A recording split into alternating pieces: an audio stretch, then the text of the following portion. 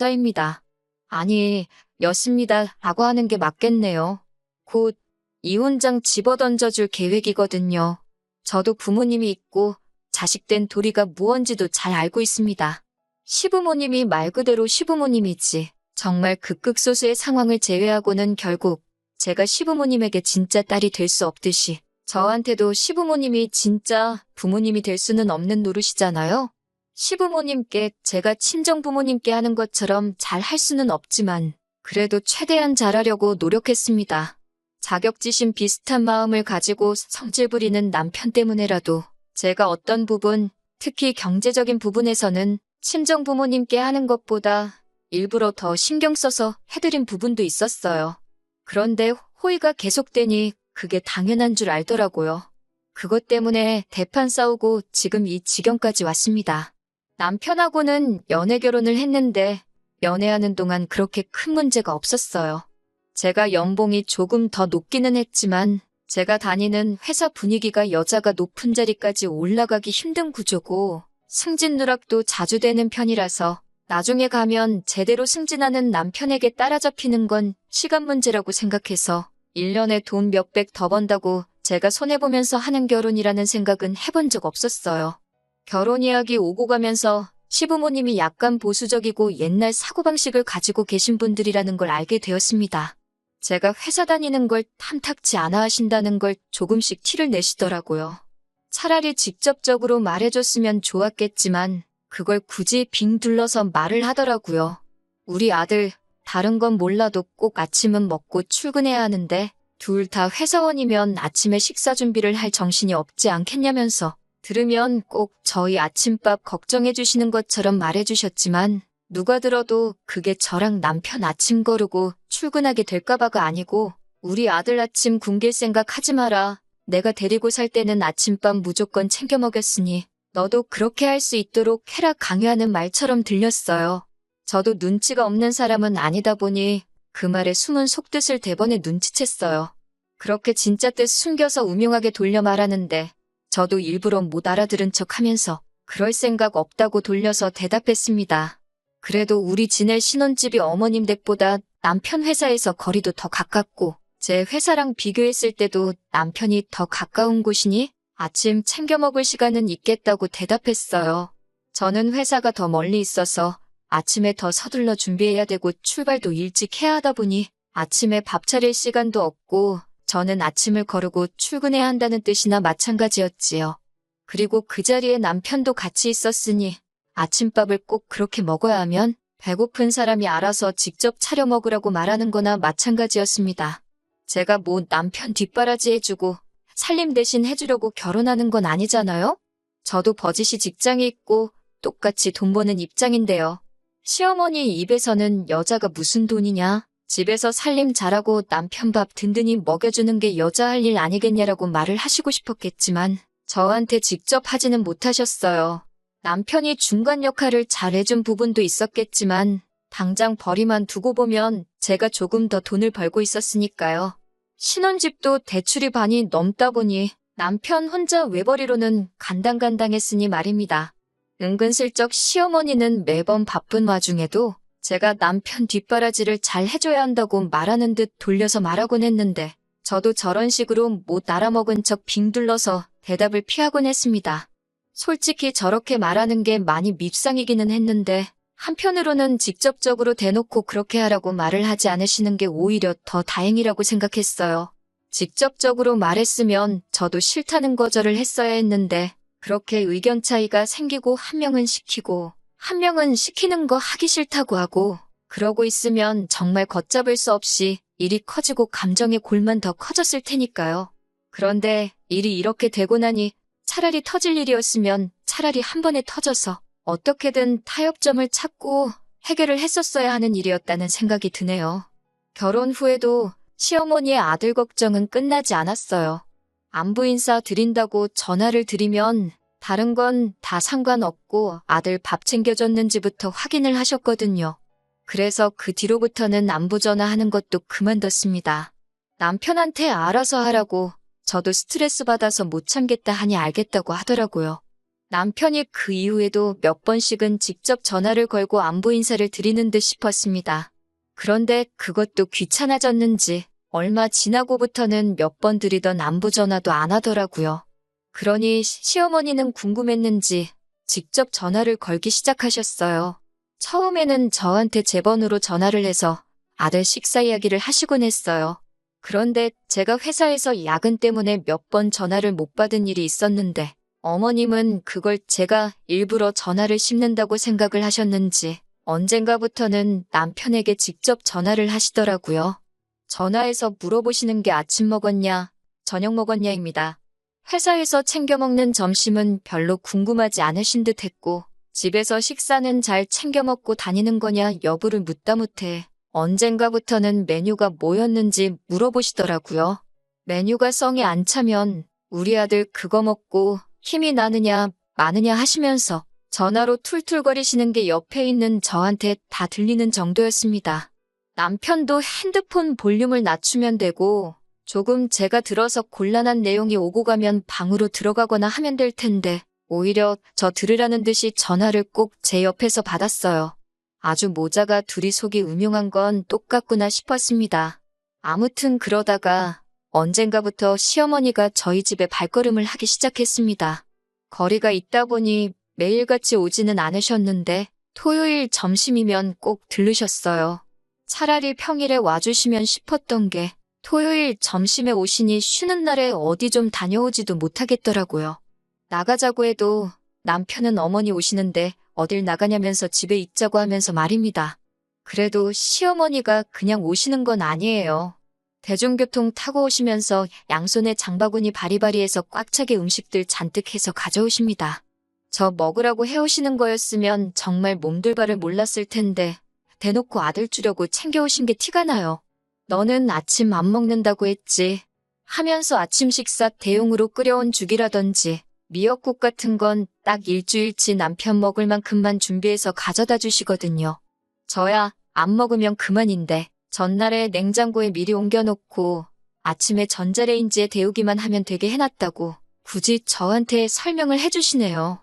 대답만 해드리고 어머님 가시면 남편한테 알아서 챙겨 먹으라고 말을 하니 이것 가지고는 그렇게 스트레스를 받는 편은 아니에요. 밑반찬 같은 것들이야 저도 솔직히 밥 먹을 때 같이 먹을 수 있으니까 챙겨오시는 게 무조건 남편을 위해 챙겨오는 거라고 단정 짓기에는 무리가 있는 부분이 있지요. 아들 내외 먹으라고 매주마다 반찬 바리바리 싸들고 대중교통 타고 신혼집까지 날라주시는 시어머니가 또 어디 있겠어요?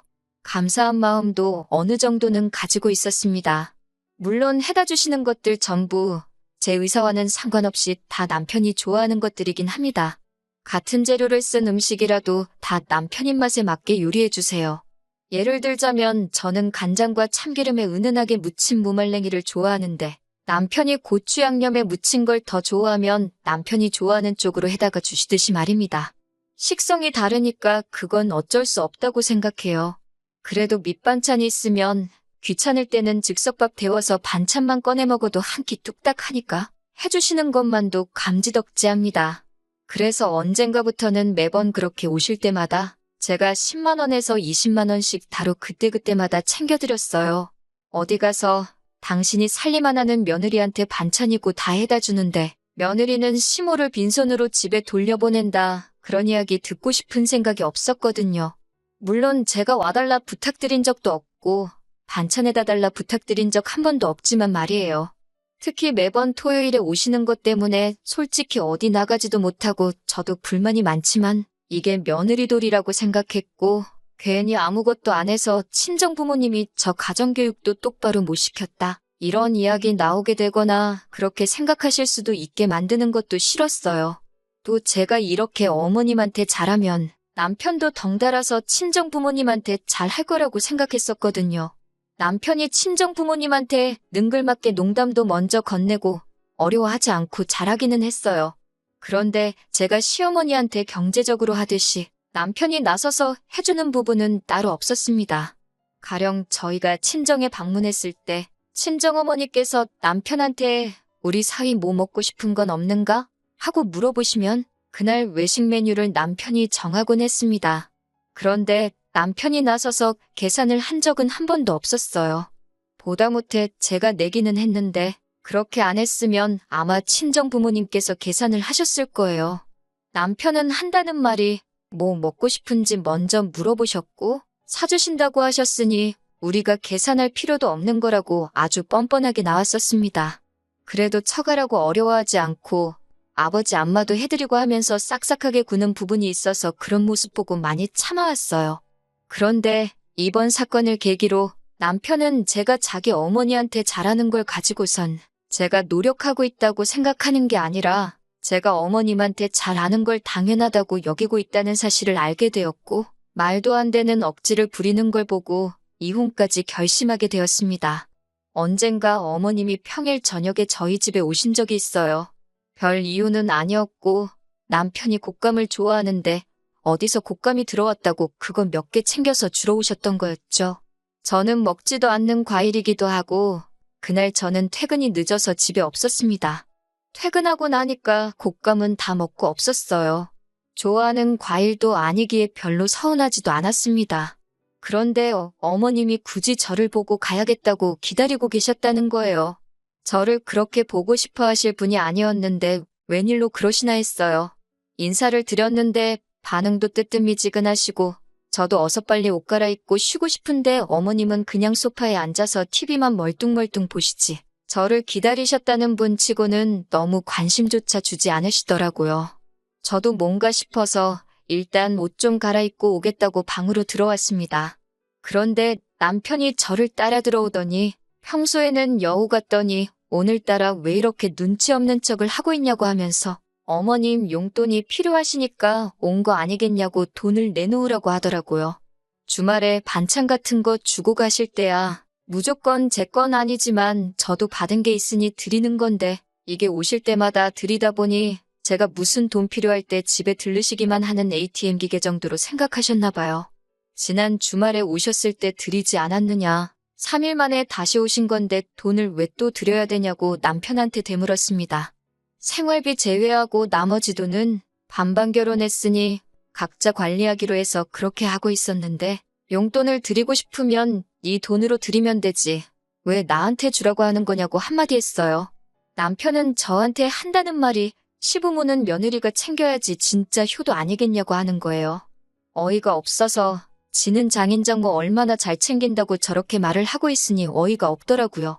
그러더니 이어서 저한테 그럴 게 아니라 자기 어머니한테 신용카드 하나 만들어주라는 겁니다. 어떻게 어머니가 용돈 필요하실 때마다 매번 여기로 돈 받으러 오시라고 할 수 없지 않냐고요. 제가 뭘 잘못 들었나 싶었습니다. 용돈을 드리라는 것도 어이가 없고 드릴 거면 네 돈으로 주라고 하고 있는 상황인데 한다는 말이 저보고 지금 시어머니 신용카드 하나 만들어 달라고 하니 말이지요. 제가 매주 드리는 돈도 있는데 신용카드가 어디에 필요해서 만들어 드리라 하는 거냐 따졌습니다. 그런데 어머님이 밖에서 저랑 남편 말을 듣고 있으셨는지 다투는 소리가 나니까 방문을 활짝 열고 들어오시더라고요. 오시고 싶을 때마다 맘대로 오시는 것도 모자라서 안방문까지 벌컥벌컥 열고 들어오시니 그때부터 점점 저는 기분이 나아질 일이 없었어요.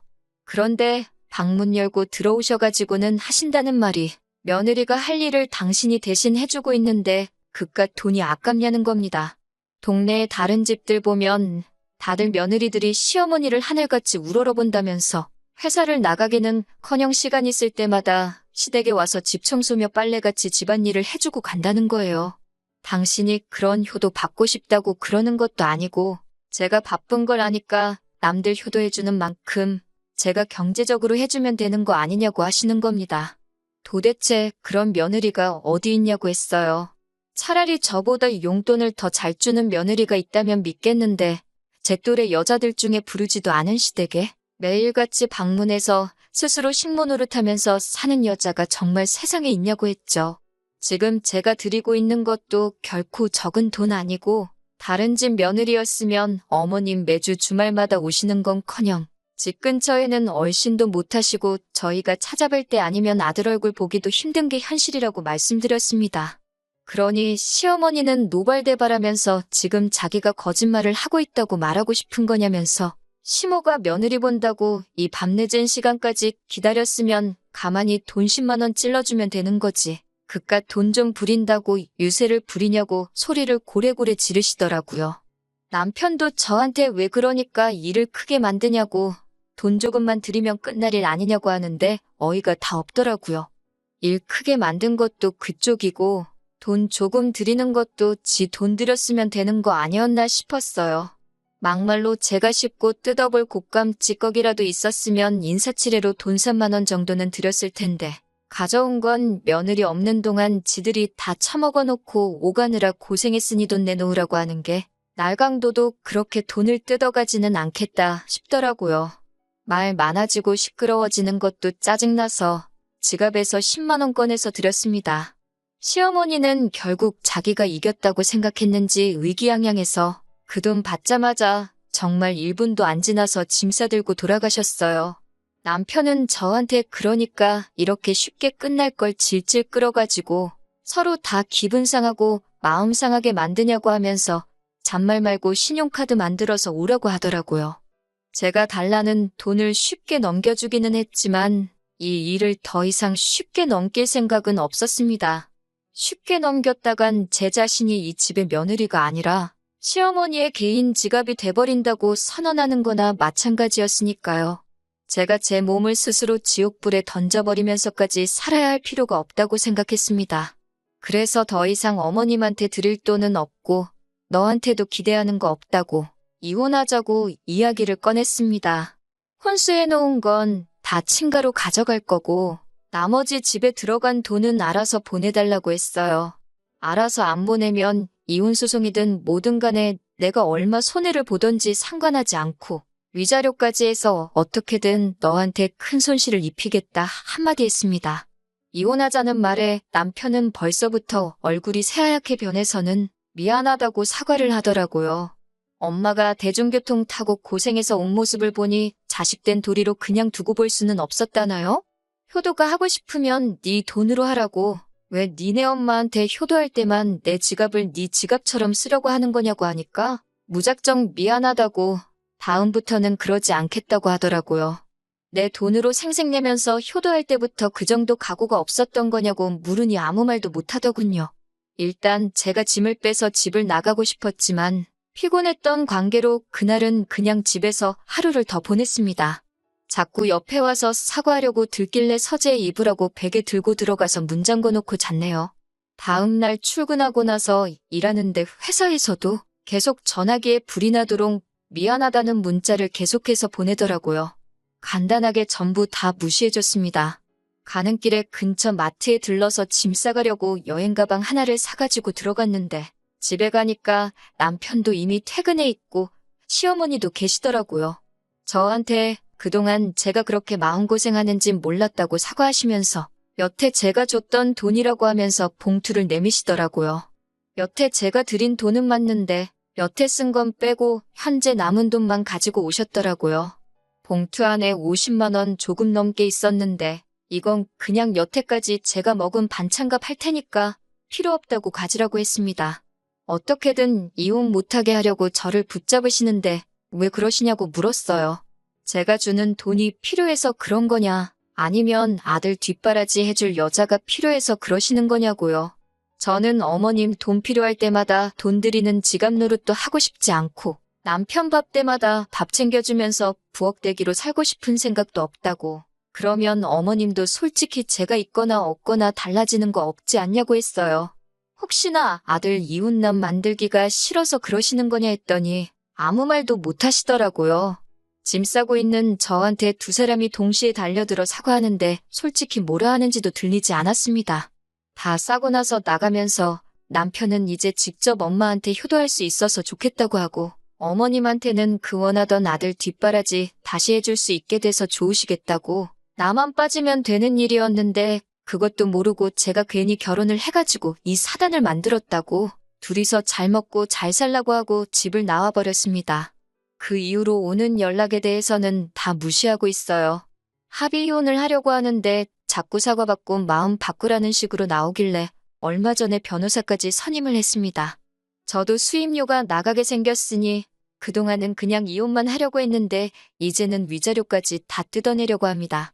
저도 더 이상 믿지고 장사할 수는 없는 노릇이잖아요. 욕심은 끝이 없다더니 그 말이 괜히 있는 말이 아닌 것 같네요.